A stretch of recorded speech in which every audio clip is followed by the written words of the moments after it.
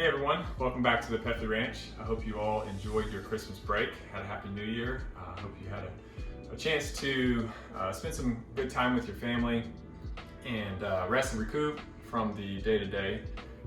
Anyways, as you can see, we're here in the house. This is actually our living room, and you can see we've got our temporary home theater setup sitting up here. So a good story on how that came to be.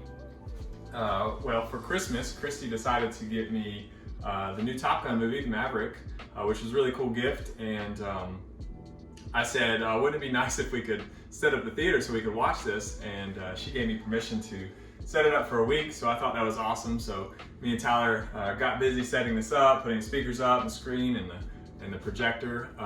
Anyways, through another series of events, Christy ended up with 2 bunnies, and I ended up with permission to keep the theater up here in the living room up until we get the addition built anyways, which hopefully will be sometime soon this year. We'll get started on that. But anyways, that's how we got the theater set up here. But we've done it sort of in a temporary fashion so that there's no holes in the walls, and we've got things sitting on chairs and tables. So it's a little bit quirky, but it works and it sounds great. It looks great, so it's fun, and we've enjoyed having it back up.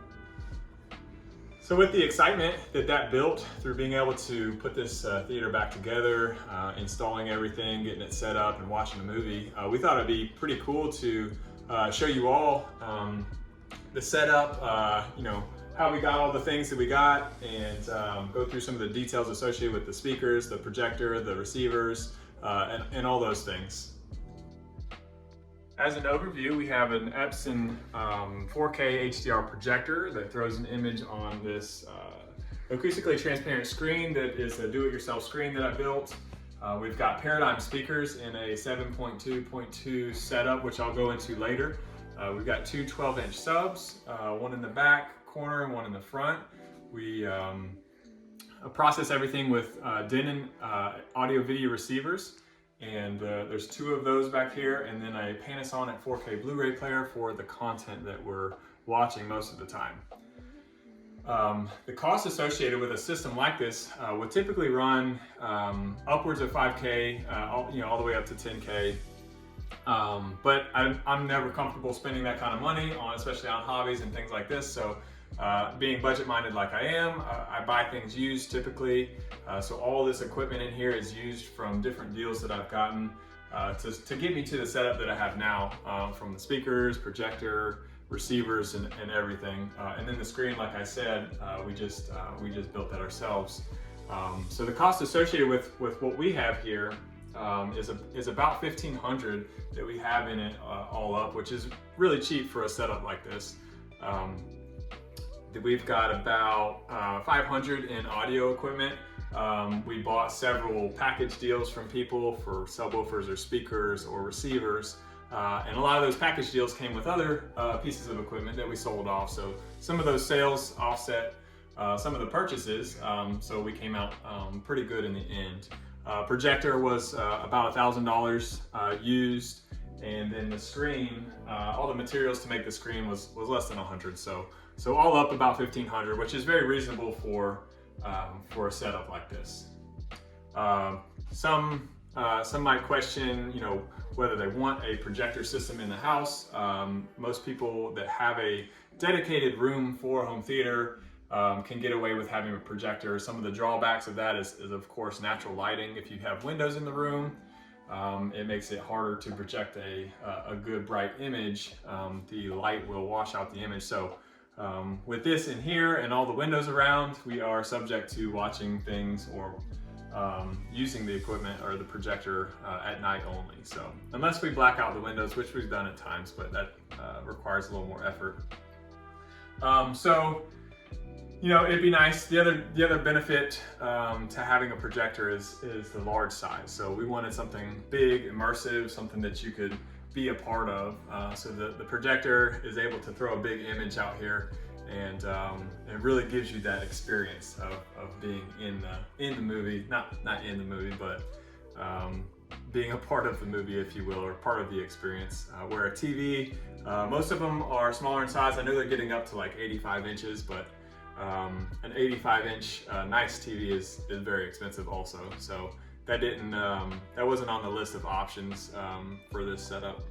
But we do have an OLED back here that you probably saw on the back wall that we use for, I typically just use that for watching shows during the day, or we use that for gaming also, which is a nice LG OLED for doing that. But anyways, from here we're going to go into the details of all the individual pieces. This is the Epson 6040 UB, so 3 LCD pixel shifting 4K HDR projector. It's an amazing projector. It throws a really good picture. It's 2500 lumens, and it has 3 LCD chips that are actually 1080p native, but it uses this 4K enhancement technology that's like a pixel shifting technology that shifts the pixels like half a pixel to simulate that 4K image. When it does an amazing job. Some can't really tell a difference between this and an actual native 4K projector. So I think it does a great job at getting the detail that you would get from a 4K image. So for this projector, it takes a lot of effort to calibrate and get the colors right. So I have a calibration camera that's called a Color Monkey display colorimeter, and we use that in combination with HCFR software, media, and a thumb drive to provide the content. And it basically shows it shows an image of color squares basically on the screen, and you shine the camera at those color squares, and it gives you a color profile for that, and then you can adjust the parameters on the projector's menu to get that color as accurate as possible. And you go through all the colors, all the brightness, all the contrast, and all those things, and put it to standard profile curves to get the best image possible. So I've done that a number of times, and we have a pretty good calibrated display. But anyways, it does throw an amazing picture, and we really like it. So this is the acoustically transparent screen that we built. It's a do-it-yourself screen. Basically, we take white spandex and black spandex as a layer behind it.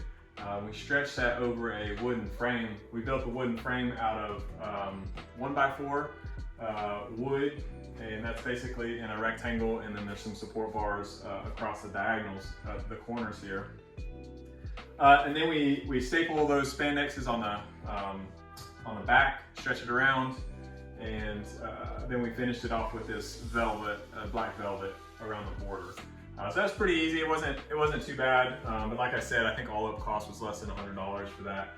Similar screens will run you in the $500 range for a decent screen that's acoustically transparent.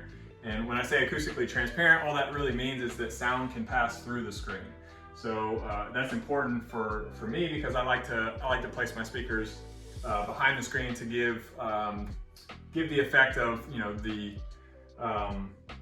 the sound coming from the image, right? So it gives a nice immersive effect.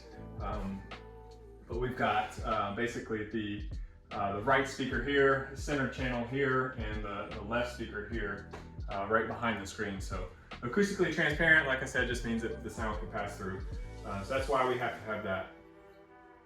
So we took down the screen so that we could show you behind the screen here. We've got the left, right, and center channels, our receiver. As you can see, we've sort of got it mocked up. We got a coffee table holding the center and the receiver. We got 2 chairs holding the left and right channels.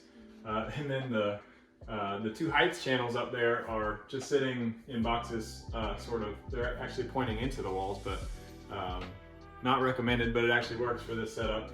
We're actually just reflecting the sound off the wall and then off the ceiling to get back to us and have a height appearance. But anyways, this is the receiver.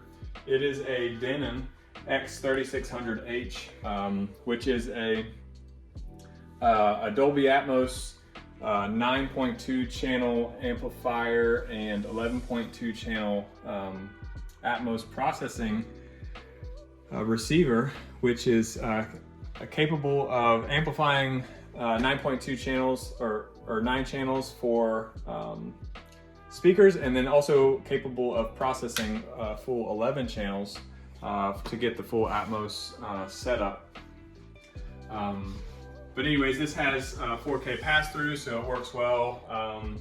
The Blu-ray player will actually send the signal into the receiver, the audio-video receiver. It will take the audio signal out of that and project it to the speaker setup, and then it passes through the video signal, and that goes back to the projector on the back. All that's done through HDMI cables. But anyways, this goes through calibration process also. It's relatively simple. It uses a program called Odyssey, and that is through the Denon receiver, and it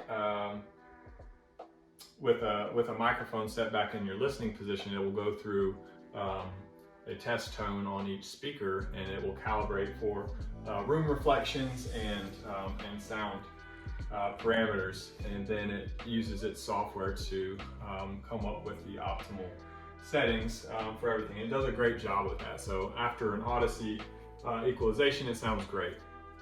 Anyways, we've got that receiver, and that is capable of 9-channel amplification, like I said, which is what we have currently with 9 speakers set up currently, and the 0.2 is actually for the 2 subwoofers.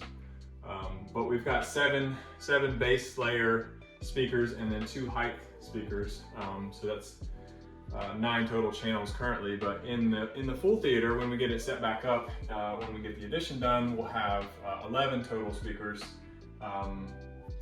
11 total channels. So we'll actually introduce another receiver. And I know I said I had 2 Denon receivers set up, but we only currently have the one. The other one is not here right now, but in the full setup, it would take care of the back 2 height channels for a full 11.2 setup. So like I was saying, with all the different channels, we have 7.2.2 set up currently in this temporary setup, and I said I would explain that. So the 7, or the first number in the audio setup, accounts for the base layer, or the layer that's here at the floor. So we have 7 channels, left, right, center. We've got a left and right surround channel, and then we've got a left and right back. That accounts for the 7 base layer. The second number after the decimal is a 7.2, so that 0.2 accounts for the subwoofer channels. So we've got 1 subwoofer up here and another subwoofer in back, and so that's 2. And then you put a decimal, and then the final number would account for your Atmos height channels. So in this setup, we've got a 7.2.2, so that final 2 is accounting for these top 2 speakers, which we call the front height speakers, so left and right front height. The full theater, when we get it back set up, it would have a 7.2.4, which would account for the 4 height speakers in that final arrangement. This is the front sound stage, which is the left, right, and center channels, which is the most important for a home theater setup. You want to make sure that you get some good speakers for these 3 if you're setting up a home theater. It's probably more than 3/4 of the sound that's coming out of all the speakers is out of your front sound stage. So you'll get all of your voice and center action out of the center channel, and then your left and right actions and noises from and music from your left and right channels. So that's very important to make sure that those are as good as possible.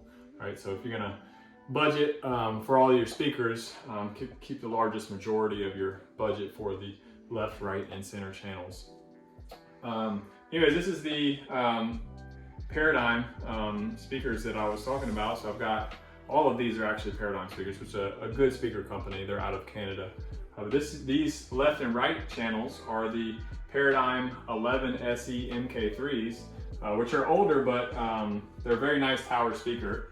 Here you can see they have dual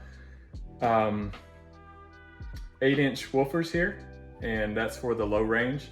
We've got a single 6.5 inch mid-range woofer here, and then a single 1-inch tweeter. These are true 3-way speakers, which is really just a way to say that they account for the highs, mediums, or highs, mids, and low frequencies all independently. So it's able to blend and make a good complete sound. That's all it means with saying 3-way speakers. But these speakers sound amazing. They're older, but they hold their value and performance very well. So that's those. Moving along. So that's going to be the same for the left and right channels. On the center channel, this is a Paradigm CC390. This has 4 quad 6.5 inch woofers for your low range, and then it has 2 smaller mid-range speakers, and then a single 1-inch tweeter for your highs. This is a good center channel. One interesting thing to note is that normally you wouldn't have a center channel standing up vertically. Normally you would have that horizontally, like under a TV or above a TV to project the sound. But I did test with it early on with this setup, and we did it horizontally and vertically, and I felt like it had a better sound distribution when it was sitting up vertically. It helps distribute the sound more accurately to where the stuff is happening on screen. So that's why we have it vertical. So that's that. Like I said, the right channel is going to be the same as the left channel, so that's the same thing. But we'll go over to the left and right surround channels, which are these guys. These are Paradigm 5 SE MK3, so part of the same series, but a little smaller towers. This is probably overkill for surround speakers, but it's what I had, so it fit the bill for this temporary setup. This is a single 8-inch woofer, and then a single 1-inch tweeter there. So that's a little smaller setup for the surrounds, but this is going to be a 2-way speaker. But like I said, not a lot of. It's not necessary to have a huge speaker for your surrounds because not a lot of heavy sounds are coming to those speakers, and then not a high percentage of sound is coming to those anyways. But the sounds that do, they sound great coming from this. So this is a good left and right surround channel. Back in the back, we have the Paradigm Atom V1. This is the first version of their Atom series. You can't actually take the grills off of these. You have to access it from the back. But it's just got a single, they're 2-way speakers, just little monitors for, I think they have a 5.5-inch woofer and a single tweeter on those. And those are on the left and right back channels. And then they're also on the front left and right height channels that were in those boxes up there. So those are all the Atom V1 series. So those are all good speakers. We'll show you real quick the subwoofers, which is definitely part of the speaker setup. This is a JBL, I believe it's E250 something. I can't remember exactly, but it's a 12-inch power subwoofer. It's got a single 12-inch driver, and that's to account for the low frequency sounds that are coming from the audio. This is I think 250 watt powered subwoofer, and it does a good job reproducing those lows to really shake the house and make things rumble, which is always nice. The second subwoofer we have is back here in the back corner. This is a Velodyne CHT12, which is another 12-inch woofer that's got a front firing port, which is just where the air can exit the chamber. The other JBL one has a down firing port, but small differences that don't make huge differences. But this is, like I said, another 12-inch. So it's got a 12-inch low range driver in here, and it's powered by, I think it's 180 watt or 200 watt amplifier within this. So for the subwoofers, they actually just receive a a pre-out, which is just the signal part of the audio, and the subwoofers themselves take care of amplifying it and sending the power to it, because they require so much additional power to move the big drivers. So that's that. It's a good subwoofer. This one sounds amazing also. But a key and a big important part of the subwoofers is actually recreating that rumble, the deep bass. And I'll say the biggest improvement to our setup was when we added the second subwoofer. Going from a single to a dual setup just did some amazing things. What it does is it takes the frequency response from the subwoofers, and it because you're matching them up with the same signal, it does something with the modal frequencies, and they align to allow more gain essentially, so you can get a better distribution throughout the room, which to me sounded amazing. So if you're ever looking for a small cost improvement that makes a huge difference in a home theater, add a second sub if you don't already have one. The last part of the setup is is a critical part, but it's a smaller part. This 4K Blu-ray player here is a Panasonic UB420 or 420 UB, one or the other. Anyways, this is part of a series. They have several, but this does a great job of producing good images from 4K Ultra HD discs, and it's a relatively budget-friendly player. I think it's like $250 new or something like that, which is not bad considering a lot of the other players that are out there. Some of the higher end ones go up to $1,000 and more. This one does a great job, and it has a really good so that's the setup that we have for the temporary home theater, and hopefully we'll be able to transition that into the addition once we get that set up. It'll be a more permanent setup, and some things will probably change around, but I hope to add some content on that when we're doing it. So we definitely do some videos on those things. But I hope you guys have enjoyed watching the setup, some of the details associated with my setup here. Love to hear about what you guys have, if anybody has a setup or is interested in this stuff. But we also are looking for some content for the website, and we'd like to provide consulting, build, troubleshooting, advice and help to those that are looking for it. So we're looking for a little content, and in exchange we can do some of that consulting and troubleshooting, build, setup, etc. for free for you guys, if we could get a couple willing to let us get some pictures of the setup once we're done. So be excited and glad to do that with you guys. So let me know if you're interested in that. But as usual, if you enjoy the content, hit a like and follow, subscribe. And if you're interested in home theater stuff, we'd love to open our home up to you all. If you want to come hang out, watch a movie, experience what we've got here, I'd invite you to reach out to me and let me know. We can get something scheduled. I'd be really excited to show anybody what we've got here, and let you get a demo.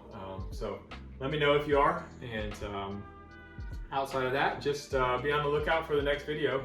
Hope to get something else out to you soon.